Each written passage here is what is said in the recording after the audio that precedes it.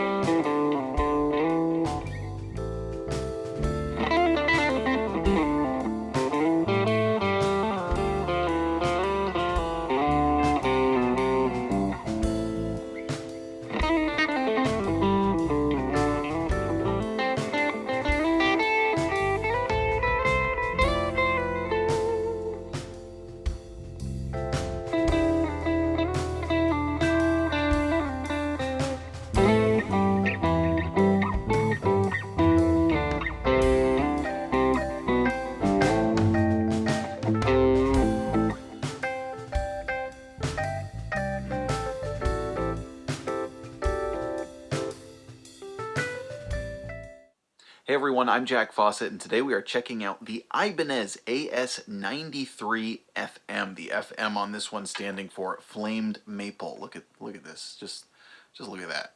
This is a nice guitar. I'm actually really excited to be able to bring this video to you because I've had a lot of people ask over the years, request videos about Ibanez Artcore models and their various Hollowbodies. Ibanez is a company I honestly don't know much about and have pretty limited experience with.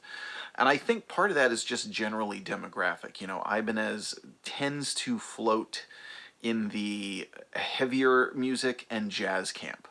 Whereas I've always been kind of in the middle there, which is the, you know, classic Americana genres, blues, rock and roll, only, you know, kind of testing my foot in the jazz waters every now and again. And every so often when I do, if I mention it, don't worry, a lot of jazz players remind me, no, you're not one of us. And it's like, okay, you play in your yard, I'll play in mine. That's fine, you're good. I love jazz guitar though.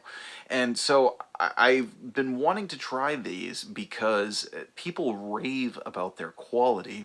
And obviously a lot of you who follow me know that I've done many reviews of, I'm going to say, mid-level hollow and semi-hollow body guitars. I will say this is a really well-built instrument. It's pretty flawless when you look at it. There's, you know, the binding is done really well. The flame maple top is really lovely. You know, the flame maple on this is like a top I would not bat my eye at if it were on, you know, a higher end Gibson Les Paul. You know, something you had to pay extra for beyond their regular model Les Paul. The fit and finish, just really stunning. This is the violin burst. There's also a lower level of this guitar, which is not the flamed maple, so that's why the FM is on there. And of course, there's a number of different guitars, hollow body, semi-hollow body guitars in the Ibanez line that are all going to be similar in ways, different in ways. It's got the big kind of Ibanez headstock. I am somewhat familiar with, believe it or not, my first hollow body ever, which I owned very briefly, was an Ibanez AM73. It was a really cool walnut brown guitar, and I couldn't decide whether I wanted that or a Telecaster, and so I got that and played it for a little while and then returned it and decided I wanted a Telecaster instead. Believe it or not, all these years later, I'm still having that same kind of just like, do I want a semi-hollow or do I want a Telecaster? And I've never quite made up my mind on that one. Anyway, this obviously has the gold hardware. It has these kind of cool knobs, which I had not seen before, which have this like little grip on them. You know, they're your basic bell type knobs there, but they have a neat thing. They've got the grooved tailpiece here, and this one has the Super 58 pickups. Interestingly about this guitar, this is, I think, you know, other than the fact that it's really high quality, it's a really nice instrument, and kind of surprising what the price is for it. You know, I've seen instruments of this quality going for well over $1,000. What really struck me about it is how bright sounding it is. Now, part of that might be the flame maple, and I will be perfectly honest, where I haven't played the regular AS93 to compare it to. This is maple on the top and the back and everything. It's not just a, you know, not just a top on it. This is a really bright guitar with a nice clear attack. It's not like bright, like piercing bright. It actually has an interesting acoustic quality. There's almost this like acoustic sort of thing going on your top end. And the only other place I've ever heard a tone like that, believe it or not, are PRS guitars, which really struck me. And it very much suits that jazzy kind of sound.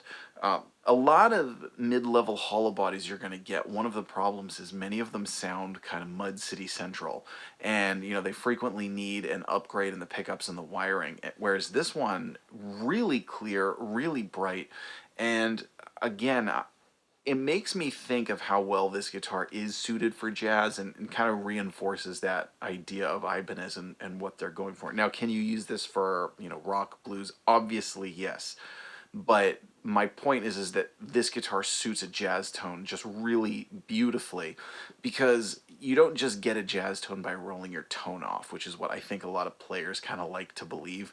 You get a good jazz tone with a good jazz guitar and then kind of dialing in your amp the right way.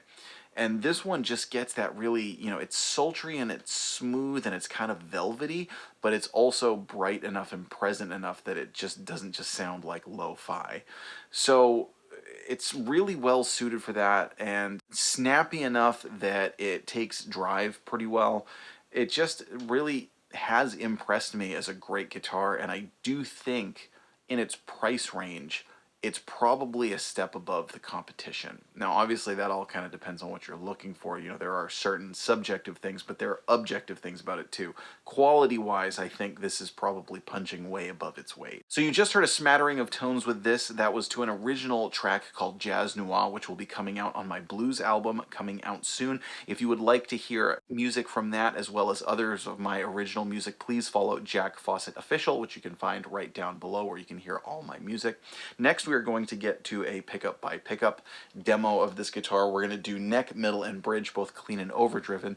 And for the overdrive, I am using the brand new MXR Duke of Tone. For the amplifier today, I'm going into my Henry Amps SRT Plus, which is a Vox-inspired amplifier. Part of the reason that I'm doing that is because, as I mentioned, I do love jazz guitar, even though I don't play as much jazz, but I'm a big John Scofield fan. And to my knowledge, John Scofield, at least at times, has used an AC30, and so I thought, you know, that would be kind of cool to get a Voxy type tone with this and really see how it works, and I think it works particularly well. So let us know what you think. Do you have any other guitar in the Ibanez hollow body or semi-hollow body line? Do you have this particular guitar? Have you compared them to other hollow bodies kind of in the same level? Have you compared them to Epiphones or, you know, whatnot that are out there for around the same price? Let us know in the comments. I'm Jack Fossett. Please remember to like, share, and subscribe. Follow me on Jack Fossett Official for more music. Support me on Patreon. And now that we've gotten through all that, I hope you enjoy the rest of the video.